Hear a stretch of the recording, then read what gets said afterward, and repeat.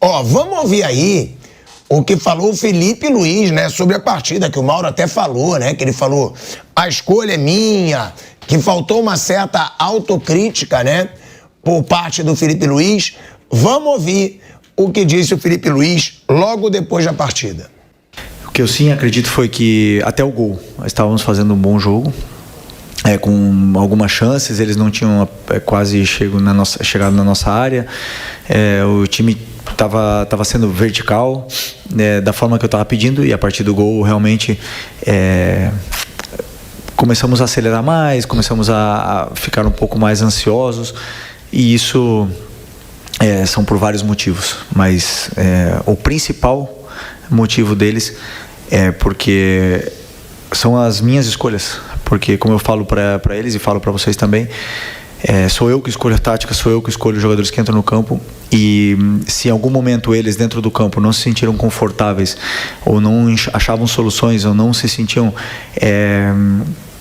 dominando todos os espaços, isso é culpa única e exclusivamente do treinador. Então eu isento eles de toda essa culpa, porque realmente eu penso, se o time não estava concentrado, eu deveria ter concentrado melhor, eles. Mas não acho que foi isso. Todo mundo correu bem e não fizemos um bom jogo.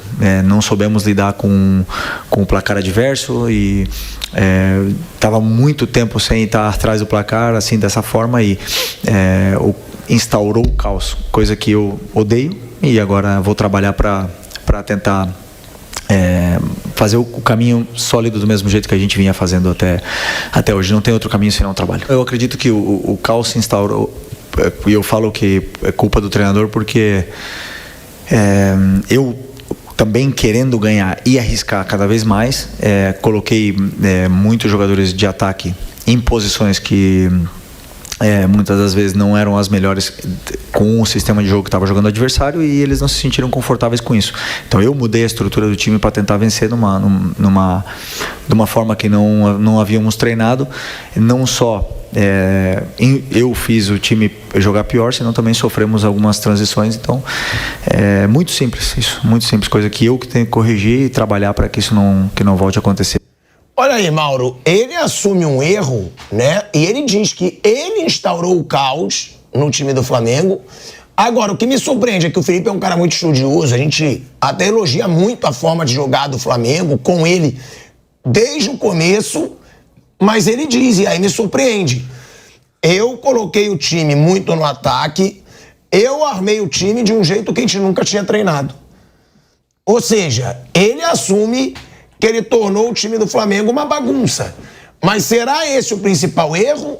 Ou o principal erro é a desmobilização que ele começou quando deu a entender, tô tirando os principais jogadores, esse jogo vai ser fácil? Para mim, o ponto-chave é quando ele se refere à fase de grupos da Libertadores como um período do torneio no qual é possível poupar, usar mais o elenco, poupar algum jogador. Ele poupou os jogadores, gente. Ele pensou o que ontem? Muito claramente. Gerson e Pulgar, vou guardar os dois para domingo contra o Grêmio. É um jogo mais difícil lá fora do que contra esse time aqui. Óbvio, isso está na cara. Wesley, vou guardar para o jogo contra o Grêmio, né? Eu preciso atacar, tem que ganhar do Central Córdoba. Eu vou com o Varela, eu vou com o Wesley, pô. Ah, mas não tinha... Jogou o segundo tempo. Então não tinha condição de começar o primeiro tempo? Então, claramente, ali ele... Assim, não é questão nem de priorizar um campeonato ou outro.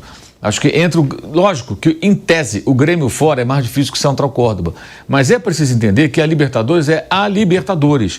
Ontem tinha, com todo ingresso caro, 56 mil pessoas no Maracanã, e caiu uma tempestade antes do jogo, momentos antes do jogo, as pessoas foram ao jogo, né? Tava lá, falar selfie, mas estava lá, comprou ingresso.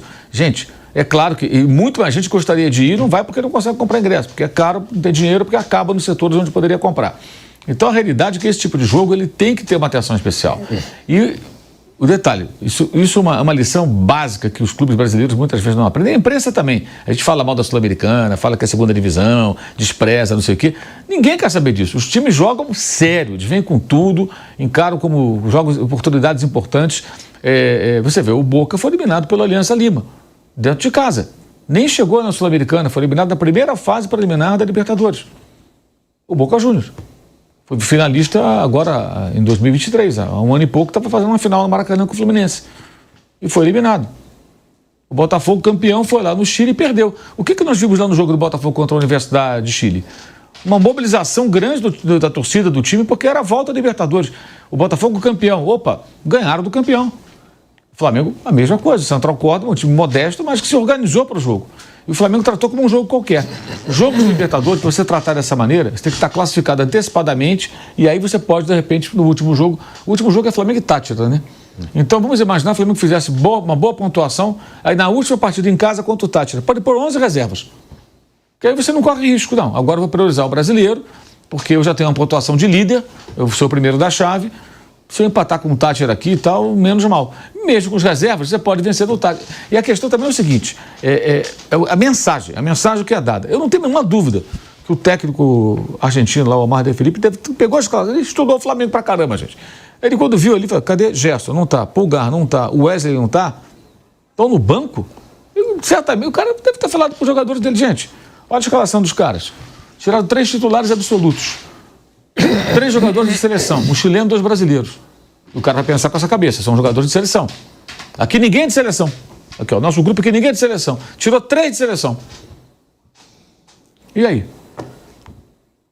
Para eles já é fácil, qualquer time que eles colocarem em campo vão ganhar da gente. E é uma coisa que o Vampeta fala, né, Mauro? Os caras entraram concentrados, fizeram tudo, cara, não deram um pontapé. Aí tem gente reclamando no final, que o juiz não deu acréscimo. Vai procurar. Cadê o 7 de acréscimo? E não fez nada o jogo inteiro. Aí por conta de mais 1 minuto ou 2, acho que vai mudar a história da partida. Que o Bruno Henrique mandou no final de cabeça, ali, num desespero já. E outra coisa, um absurdo o Pedro entrar para jogar aquele tempo todo. Achei aquilo uma coisa de um desespero. O Pedro foi relacionado, isso aí é informação. Ele foi relacionado, foi o que me passaram. Não, o Pedro voltando na quarta-feira, para ficar no banco, entrar um pouquinho, todo jogo que tiver ganho, né? Entra um pouquinho ali, pega na bola e tal, se movimenta, para ir readquirindo. Ele entrou para virar o jogo, gente. O Pedro, depois de 7 meses sem jogar futebol, foi colocado em campo para tentar virar o jogo. Ele não conseguiu. Além do time desorganizado, ele está completamente fora de forma. Então, assim, até isso foi assim por que não pode ser Cebolinha? Põe o Cebolinha, enfia lá o Bruno Henrique de centroavante, mais um cara que finaliza de média distância e tenta alguma coisa. Aí depois o Pedro não era para ter entrado nesse jogo. Assim, o outro Felipe foi muito infeliz, errou tudo. A minha dúvida é, vão tirar lições disso? Porque, gente, a entrevista do Gerson na saída é de quem não tem noção do que aconteceu. O capitão do time saiu preocupado com a vaidade de o repórter que fez uma boa pergunta, parece talvez ter dito que ele jogou mal. E se jogou mal também, jogou pra cacete o Jefferson antes, comeu a bola. O repórter não tem que dar opinião, tem que fazer a pergunta, mas se fosse o caso, né?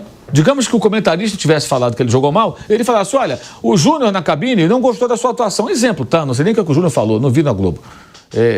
Aqui para São Paulo não passa na Globo. O que você acha? Jogou mal mesmo. Não pode falar que jogou mal? E a pergunta nem foi essa. Ter saído do banco atrapalhou o desempenho. A pergunta foi boa pra ele. Realmente, eu vi no segundo tempo, o jogo estava 0-2, é mais difícil, né? O adversário já pode se fechar mais um pouco e tal, porque já fez 2 gols. Então, lógico, ok. Mas assim, a vaidade, ali pra mim aquilo é muita vaidade. A reação, a cara assim de... Pena que a gente não pode mostrar aqui, cara. Porque, assim, pra quem não viu, assim, a expressão do rosto... Ele dá uma risadinha. É uma risadinha, uma coisa meio assim, como assim? Ele fala, sempre que a gente perde, vem esse tipo de pergunta. Que pergunta que o Gerson quer, gente?